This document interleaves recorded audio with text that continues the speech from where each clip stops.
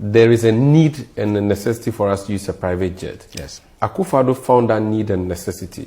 You critiqued him. You because said he was bathing in the air and all of that. No, we are not the ones who said that. Abusia mamena wase na mema wakwaba. Umaru Sanda awe journalist ewo channel 1 TV. One Honorable Kwakye Ofosu. Felix. Omo twetwe nkomo bi.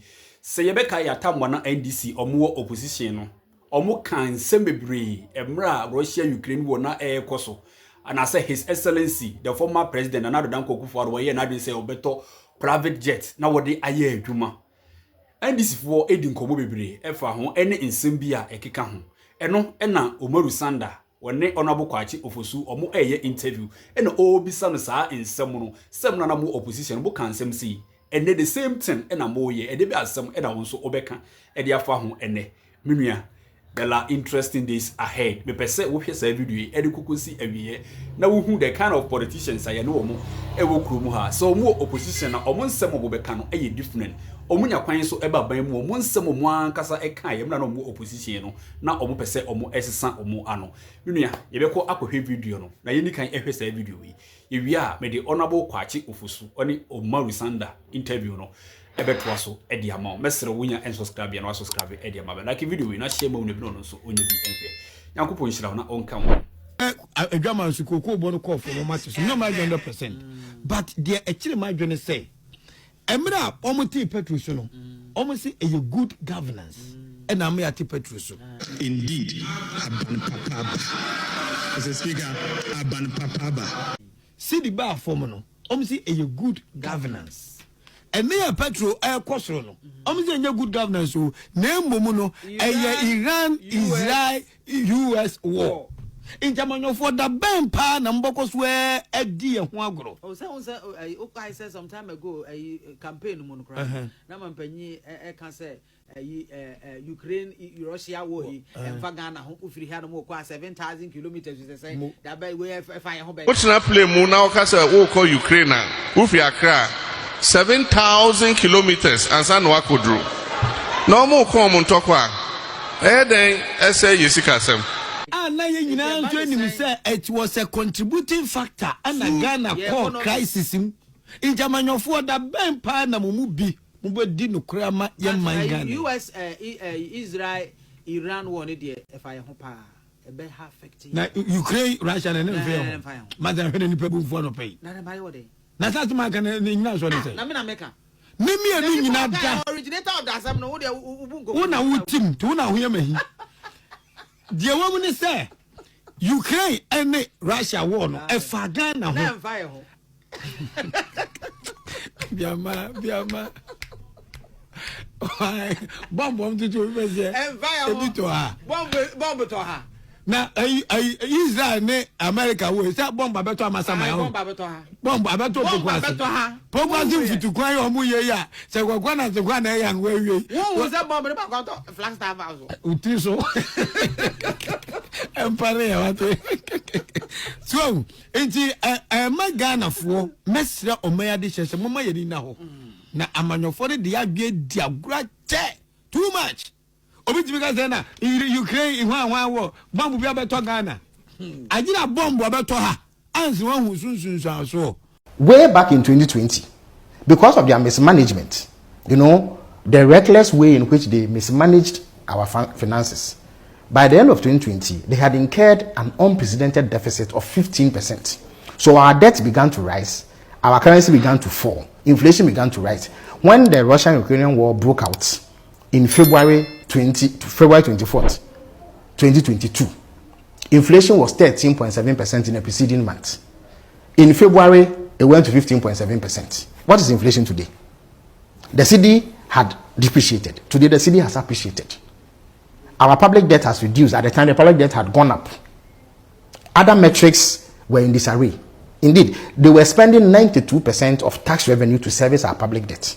Today, the situation is significantly different. You understand me? So, any shock was going to be exacerbated by underlying economic weakness.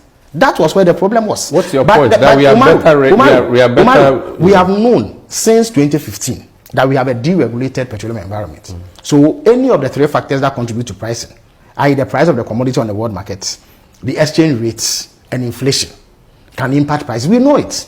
That is how come once in a while there are marginal increases and then there are decreases, and you see that people don't really complain because they know that. And since that policy was implemented, it has resolved the long-standing problem preceding that of constant debt in the sector, which could lead to shortages at some point and lead to huge increases at some other point. So by and large, we had overcome that problem with that automatic adjustment formula.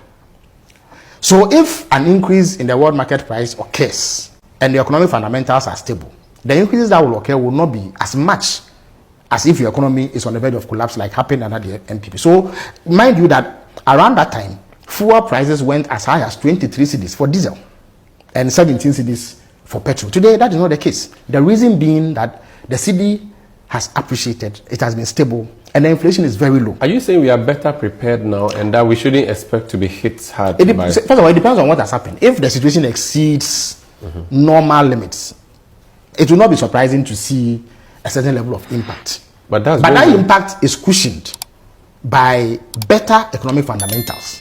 You understand me? So those who think that it is an opportunity for the MPP to there's a shortage of fuel, I'm not sure your fundamentals. First of all, there will be no shortage of fuel. Why would there be a shortage of fuel? If 20% of global fuel is affected, that has a ripple effect. But that would not be, nobody would force the government of Ghana for that. Who would do that? There is a need and a necessity for us to use a private jet. Yes. Akufo-Addo found that need and necessity. You critiqued him. You because said he was bathing in the air and all of that. No, we are not the ones who said that. It was Dominic Ntutu who said that. So we must get that fact correct. The second point is that at the height of economic disaster, where Ghanaians were going through a lot of pain and anguish because of the sheer effect of the economic crisis, which President Akufo-Addo has superintended. There are certain things that you should not do as a leader. The economy has significantly improved, but you find that President Mahama is not renting aircraft. But here was a leader who was superintending a country that was going through a lot of suffering and pain. Yet he went for top of the range rentals to $18,000. Yeah, but the fact that the country was, it doesn't mean that the security and safety of the president ought to be. Of course, there are jets. Of course, the security of the president is paramount. But so is the security of the citizens. So renting a jet at the time was not. So renting a jet at the time was not wrong. No. First of all, it was what he went for. There were instances where the presidential jet was available. After that, when the presidential jet was available, President Mahama used it. There was an instance where the presidential jet was given to President Oponwia to use, and the President Akufo-Addo rented a private jet. Diplomatic reasons. So why international relations matters? No, you have your aircraft. You have your aircraft. Yes. You see, your country is going through economic difficulty. Yes. We're going and through, we're going through. And you give your aircraft to another head of state, then you go and rent. Why? Are you obliged if you cannot afford it to extend that courtesy to another head of state? We're going through economic difficulties. Kwame Nkrumah gave 10 million to Guinea.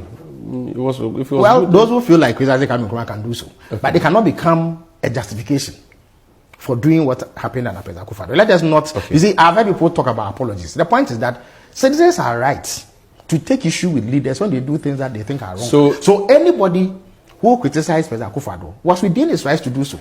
If he had gone for a lesser priced jet at the time, you wouldn't have a problem. Perhaps people would have understood. That's the president. So your difficulty is that you agree that he should have rented, absolutely. But it shouldn't have been at that cost. That a president must travel in safety and relative comfort. It's not in dispute. I don't think that the ordinary Ghanaian would have a difficulty with that. Okay. But if you are living like an Arabian king at a time when people are suffering from economic collapse arising out of your own mismanagement. For instance, one of the things that he said, which was mind-boggling, is that at the height of all the economic difficulty, his biggest priority was building a cathedral. You know, when you conduct yourself like that as a leader, you are bound to come under criticism. You see, Umaru, I think that one of the things that has happened recently is the throwing about of the word scandal.